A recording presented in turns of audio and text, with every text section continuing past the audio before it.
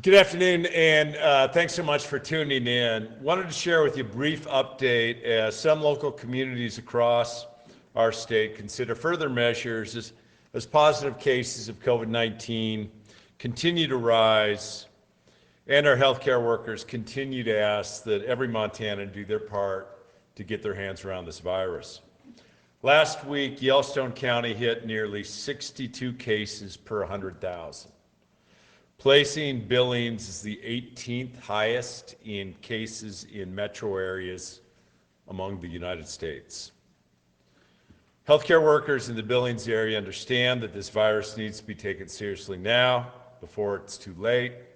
These healthcare workers not only provide care to those within the community, they welcome in patients from the larger surrounding areas, including neighboring rural and tribal communities.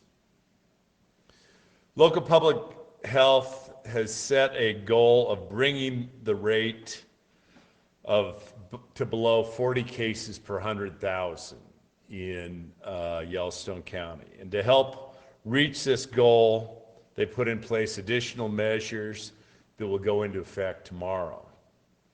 And these additional measures are certainly critically important. We know that large social gatherings continue to be the biggest threat to our ability to get our hands around this virus. Large crowds not only increase the likelihood that someone has the virus and will pass it on to others, it also makes the contact tracing work of local public health that much more difficult. The fewer the people, the less likelihood of contracting the virus. And the fewer people, the greater likelihood that local health can actually contact trace, test close contacts, and quarantine and isolate. Yellowstone County's new health officer order limits gatherings to 25 individuals without regard to social distancing and without regard to being inside or outside. Certainly ask members of the community to take this seriously. Reducing crowd size for a short amount of time will make an immense difference in the long run. It'll ensure that we'll get to a time where we can see that live music or host that reunion or wedding with family and friends we've been looking forward to. But it'll also do much more than just that right now in the short term. By focusing on limiting size gatherings in Yellowstone County and reducing the spread, our businesses certainly have that much better shot at staying open. Our kids have that greater likelihood of maintaining their education in the classrooms. No one certainly wants to see their favorite brewery closed their doors. No one wants to have to see their neighbor unable to work because their child can't be in school. Additionally, yesterday, the Flathead City County Health Department announced it'll consider a proposal later this week to outline further measures to take if their caseloads do not slow down. The Hill County Health Board is currently asking for input on what measures they should be taking after they've been setting new records in cases over the past week. And many of our tribal communities are currently under stay-at-home orders or other phase-back approaches. As Montanans, we should all have the shared goal of supporting the work of local public health officers, doctors, and nurses on the ground. The quicker we do so, the quicker that we can get our hands around this virus and resume that new normal. Avoiding large gatherings, masking up in public spaces, washing your hands regularly, disinfecting, staying home when sick, and quarantining when you're asked to do so. These are measures that by design, where we just have to make relatively small sacrifices, but allow us to resume our lives to the best of our ability with the virus still in our midst. And they're measures that could prevent businesses from having to close down, measures that could prevent schools from having to close for a longer duration.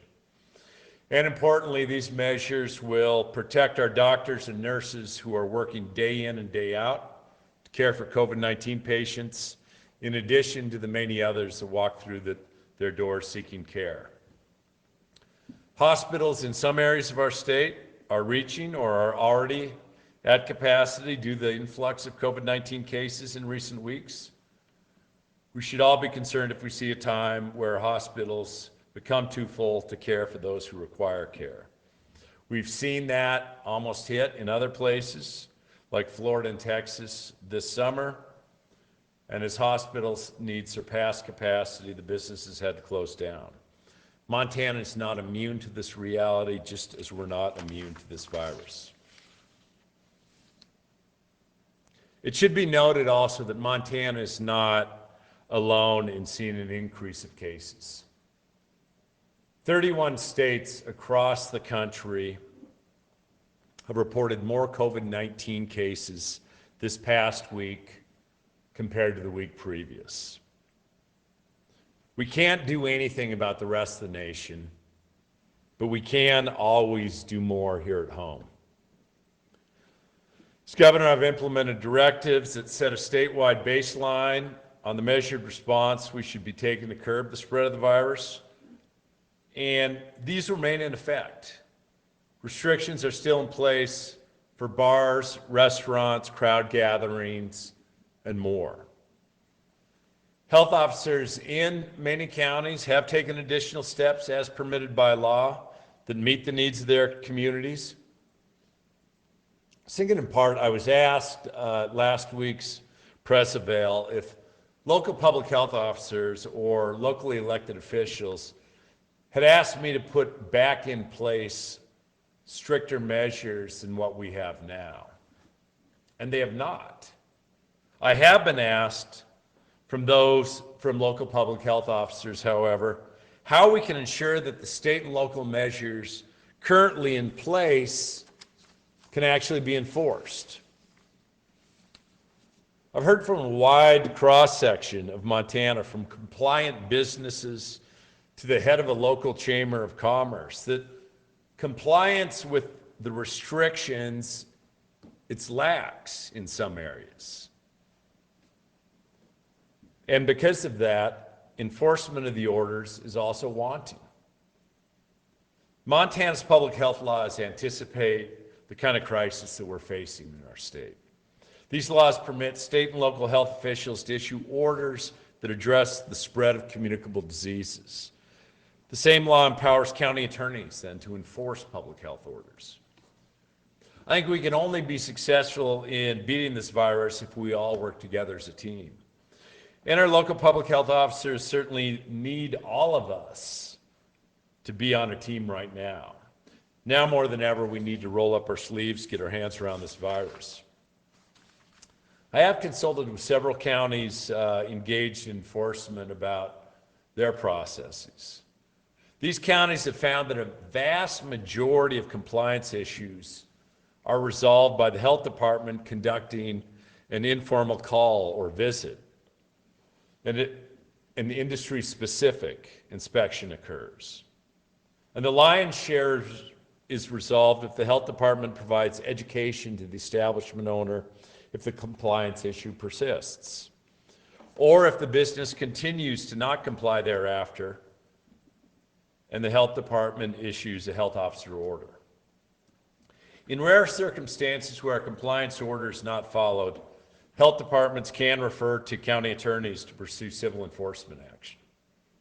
Counties have observed that by following the process through to its conclusion for the most egregious bad actors, they've been able to create a substantial community deterrent.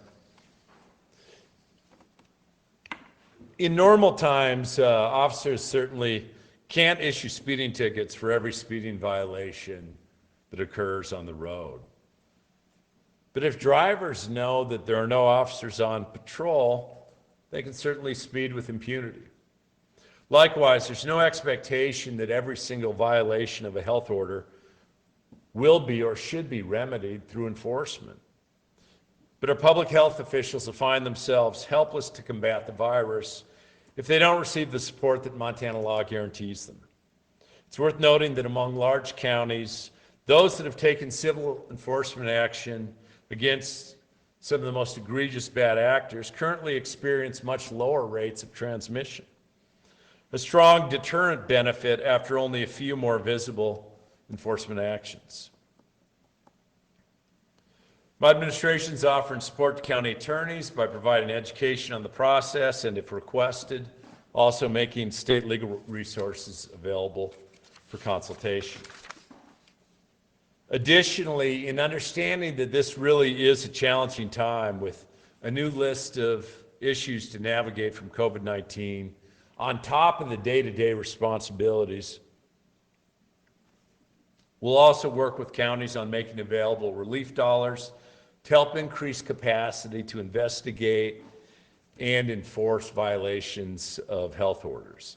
If we all work together in good faith, I do believe that we can better get our hands around this. And importantly, we can prevent our Main Street businesses and schools from having to shutter. But only really if we roll up our sleeves and work together.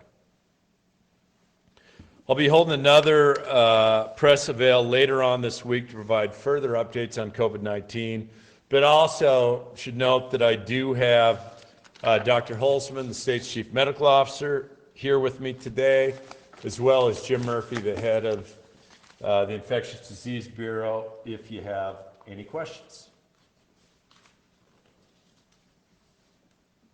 First phone question.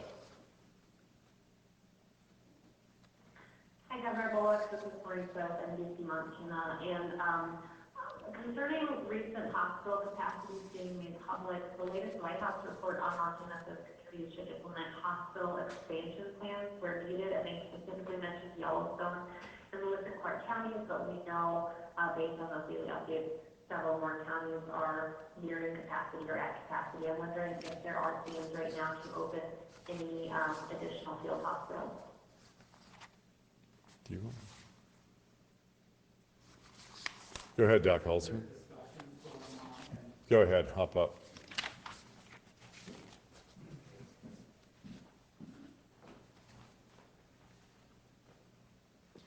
Each of the larger PPS hospitals, the larger hospitals, we're speaking every morning, Monday through Friday, and going through things. Each of the hospitals have their own surge capacity and plans. In fact, one of the issues about some of the data that's going out is, do we use the surge capacity of those hospitals or the staff beds? We're going to be consistent in using staff beds for that. But these are continued conversations. As you know from earlier in the spring, we've talked about different resources that we could open up if necessary. Some of those will take more time than others, and we do need to look at staffing. So it's going to have to be an all-community response. At this time, discussions are continuing. And if I could follow up on that, Dr. Holtzman, I've also heard there's an issue not even so much for beds as there's staffing, and that there's a significant amount of care workers, even in Missoula County, under quarantine because of community spread of COVID-19. Are you seeing that statewide, and what could be done to help that? Yeah, there's definitely that issue that there are hospitals that are having issues with staffing. They have notified us at the state. It is a challenge that's very difficult because many other states, like our colleagues in North Dakota and South Dakota, are having some of the exact same issues. So the pool becomes smaller to get those resources. One of the things that the hospitals are doing really well and continuing to do is making sure that the individuals while in the hospital are doing all the right protocols, so they're wearing the right PPE and others to prevent picking up infections there, and also asking their employees to be very conscientious of what they're doing outside of work to decrease their risk of picking up the virus elsewhere. We do have limited staff, and we are concerned if a large swath of people have to quarantine. We do have abilities to do work quarantine, but that's not ideal, and we'd rather people stay healthy.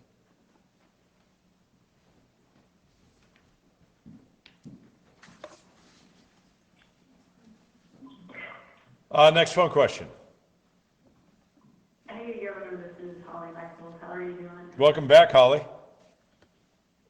Thanks. I'm glad to be back. I wondered if you could talk a little more about, you mentioned making state legal resources available. Who would they be available? What would that resource be, I guess? And then who would they be available to? Would it be county attorneys, or I guess if you could talk a little bit more about what that would look like? Sure. A couple different areas, Holly, is that, the challenges, I think, for local health and county attorneys are often capacity, right? That if a local public health office is doing so much contact tracing and so much of the work, that whether they have the full capacity to follow up on complaints of non-compliant businesses, as an example, could well drop down to a lesser and lower priority. So we are going to, afford, reaching out to say, be it either from an inspector perspective, meaning that either sanitarians or folks in local public health, if there are additional needs at the county levels, that will provide state resources to help fill those needs. That could be anything from additional hours for overtime to also, the potential for either our hiring contract workers. But then the second part of that is also, I think, some of the times the challenges are, and there are different ways, right, that you can enforce both the local and the state directives. And there's been some real concern, well, you're decriminalizing behavior. What we've seen in many communities, Missoula is like a great example, is what they've been doing is civil enforcement actions along the way. And want to make sure two things happen, one of which is I recognize also that pandemic doesn't make crime and every other challenge go away. So I've heard from sort of secondary sources that in some county attorneys' offices that, really taking on, supporting those public health orders, bringing compliance actions are much, much lower priority. So at the state level, we can do two different things. One of which is that we can provide those county attorneys' offices basically the templates of what you need to do. And we gather that from some of the other communities like Butte, Silver Bow, and Missoula, and to a degree Lewis and Clark as well, that have had a number of these enforcement actions. And then the other, so both providing sort of the background templates, helping make the connections, and in those areas with high community spread, then also if the concern in the county attorney's office is that they don't have enough actual lawyer time, well, then we're happy to use CARES dollars to help augment or supplement the work they're doing if that's what it's going to take to actually get these directives complied with and the local public health orders complied with. And do you know, is there any information, and it's probably pretty hard to get at, but percent of cases that come from issues of non-compliance versus like household spread or that sort of thing? I'm trying to get an idea of people non-compliant, how much of that would need to spread versus things that are kind of unavoidable or school or stuff like that. I'll give it to Jim Murphy. When local health departments look into the cases that are reported, they try to determine what the setting is where spread might have occurred. And most of our cases are coming directly from household contacts, close contacts in other sectors. But they do look at, what kind of events might be associated with the spread. There have been instances where we have had large gatherings where they're clearly over capacity or not following masking directives, where we have documented transmission. That's not uncommon. Some of these are social events that have been associated with sports teams that happen afterwards, where capacity requirements of restaurants and bars may not exactly be followed, as masking guidelines are not followed either. So it's kind of hard to tease all of this out, but we do have some instances that we have enough data, enough cases that report a transmission event or a risk that makes us be able to put our finger on, this happened at, like, for instance, a large wedding, where we know that over 30 plus cases have been associated with that. And we know that they did not follow the guidelines that were given to them by the local health departments when they approved that event. So we do have some instances where we definitely can document it. Thank you. Next question. Hi, this is Phil Drake of Great Falls Tribune. Hi, Phil. And, sir, how are you? Good.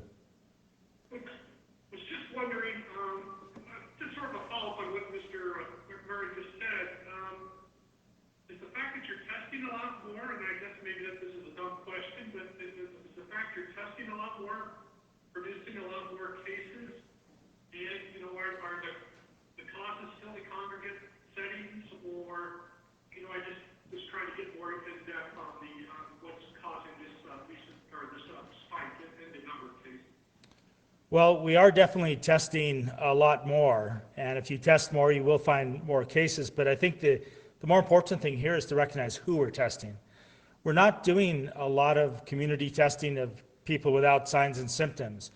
We're testing mostly the people that would be the ones really important to test. These are close contacts that are identified as part of an investigation. So these are the people most at risk. Our priority testing is still looking at close contacts, symptomatic individuals, and then certain congregate settings. So I think the point I'm trying to make is that if you look at who we're testing, these are the people that you would expect to find positives because they're most at risk. It's because they're linked to cases. So I don't think that we're getting more numbers because we're just doing more testing randomly. We're testing the right people, but it's because they have exposures. And those are the exposures we're trying to prevent. Thank you. Obviously, there's been multiple outbreaks in detention centers across the state. So kind of what do those numbers look like right now? Have they increased and decreased? And what is being done at the state level to combat those cases? Do you know the numbers on detention centers right now, Jim?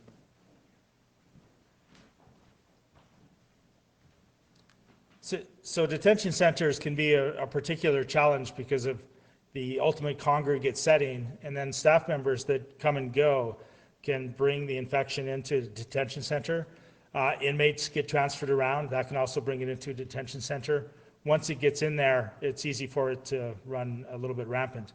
So right now we're battling some outbreaks. We have a large outbreak going at the Crossroads Correctional Center in Toole County. That's probably the most noticeable or noted one on the state level. The Department of Corrections is working closely with folks at the Department of Public Health and Human Services on that to track what's going on, to offer testing services and a lot of consultation as we try to help Crossroads respond to that. We have a limited number of cases popping up in other congregate settings. That includes some small activity in county facilities, as well as a little bit of limited activity at the Montana State Prison. Hopefully, in those places, we can get ahead of it before it gets too far along to kind of interrupt things. But these are challenges in those settings. There's only so many things you can do to separate ill from well people. So they present particular challenges.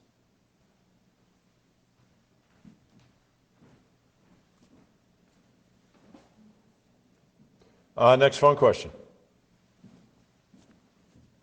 Hi, Governor. This is Iris Samuels with the Associated Press. Hi, Iris. Hi, my question is about, I actually have a couple questions. My first is about the CARES Act funding. I'm curious if you have a set dollar amount that you set aside for this enforcement effort, or if this is just kind of on a need basis. We don't have a specific set aside through this. Like through the end of the year, we've committed $300 million to local government. So actually spoke to the county, the Association of County Organizations and the League of Cities and Towns, saying that what we're looking at right now, absent additional CARES dollars coming in, is using some of that money, which is based on reimbursements. That's why, and it'll go all the way till the end of the year, for directly this. And then we will be reaching out to, in some of the higher areas of concentration, those county attorneys' offices, of saying, this is available, we'd be happy to partner with you, and the same will be done with local public health. Okay, my second question is about, you mentioned that some counties have done enforcement well, so I'm curious if you could name some counties that you've been in touch with that you think have done this enforcement well, and just you kind of pinpointed some counties that need additional help with enforcement. Well, I think as but examples, Missoula County has done it well. And as much, look, enforcement isn't going to keep, any cases from being in the county, but it's been a coordinated effort with both the public health department, the county commission supporting the public health department, the county attorney's office, and law enforcement when necessary. And I don't think Missoula is unique in that respect. I think Lewis and Clark County has done a good job. I think Butte Silverbow is an example, are three areas where they've had the support, their local public health has, I think, had the support of their county attorneys along the way. So where I want to underscore the challenges is first making sure that everybody understands that this isn't going to take, 3 lawyers and paralegals full-time efforts. So I'm not pointing fingers at other counties that aren't doing as well, but saying that in a resource constraint environment, those areas with significant community spread, those areas where the numbers are that much more concerning, that if there are additional resources that might assist them along the way in actually making sure that public health orders are followed, that we want to partner in every single way we can to make sure that they have those resources.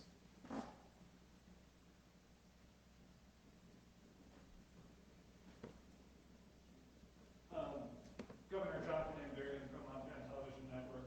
You had mentioned in, for example, Yellowstone County, I think you said 60-something out of 100,000 per, and trying to get it down to 40. Is there some specific levels that you at the state level are looking at that has you concerned about an area being above this, or is it more of a week-to-week thing? Well, yeah. And I'll let either Jim or Dr. Holzman speak about it. Like the metrics that Yellowstone County Public Health put out was that they wanted to be at, I think, 40 per 100, and if not, that they were going to put in greater restrictions at the end of this month. Knowing that everything that we do and see today, as an example, it's not just a product of today, right? That this is sort of over the last couple of weeks. And when it hit to that point of 60 per 100,000, that's where then they said, no, we can't wait until the end of the month. We have to take some actions. Do you guys want to give a little bit more of a higher level or aggregate? I think that quantitative data is really important for us to stop and look at things. But we also need to look at the qualitative data of what's going on there. So we might see numbers that look extremely high in a small county because of a few people and a small denominator. We might see a high number in a county, but we know that it's all coming from a detention center. And so you won't respond to the whole county in that way. But I do think these numbers, which our local public health officers, whether you're in Yellowstone, Missoula, or any place else, are constantly looking at, is one of the pieces of data that's going on. And it doesn't matter what county you're in, these local public health are just working like crazy, some with more support than others, but I just want to put it out there again. They're looking at this data and they're trying to go forward. Considering I have the microphone, which is not nice, I just wanted to go back to answer one thing from Holly, if I could too. We said this a few weeks ago, that we have such an advantage living in Montana that we can learn from what's happened in so many other places, whether it be at Texas or Arizona or others.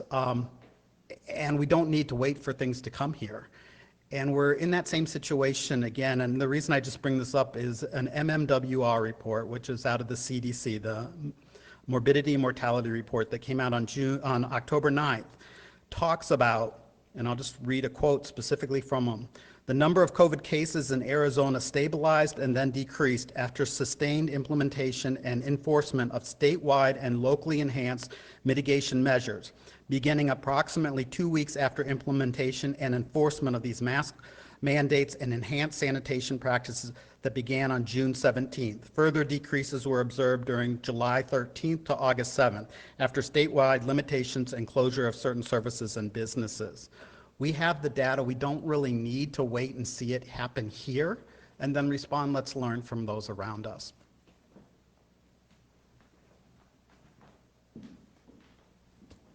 Pretty all set. Well, thank you very much for participating, and we will plan on probably providing another update later on in this week. Thanks.